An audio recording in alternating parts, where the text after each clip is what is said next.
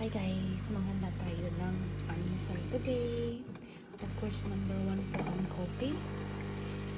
So, magawa tayo ng coffee guys. Yan po yung lagi kong umaga. Pag-gising ko pala ng umaga, umiinom muna ako ng water. And after that, inom tayo ng coffee. Para yung water po guys ay parang naglilinis din yan sa ating mga bituka. Kaya first is water muna sa umaga pag-gising mo, and the second is ito yung ginagawa ko. So inom muna ako yung coffee. Ayan. So ito yung coffee ko. Lalagyan na ko natin ng gatas, milk. So, ang kukunin na po natin yung toast bread. Ang ginagamit na toast bread guys ay yung balance talaga siya. Yung balance na bread talaga. No? Yung balance bread. Yung mga ganito. Mga bread na balance. Yan. At dito ko nilalagay yan dito sa sa toast bread na to. Ayan. Naka-toast talaga siya.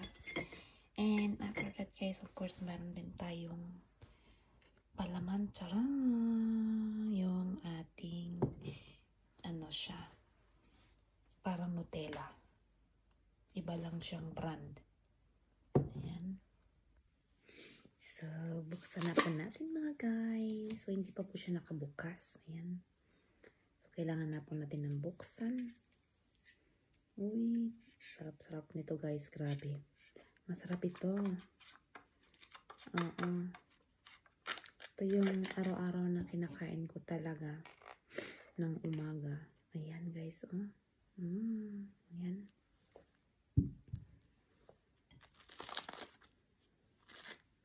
Tuwing umaga ko yan guys. Sometimes naman, kinakain ko rin porridge. So, depende sa mood ko kung anong gusto kong kakainin ng umaga. Pero pag pag hating ibig kong sabihin, umaga kagaya ngayon at alas 4. So, kailangan gumigising kasi ako pag nag-work ako ng alas 4, gumigising na ako. So, ito po yung inaalmusal ko. Pero pag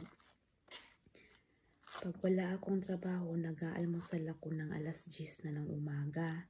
So, ibig sabihin,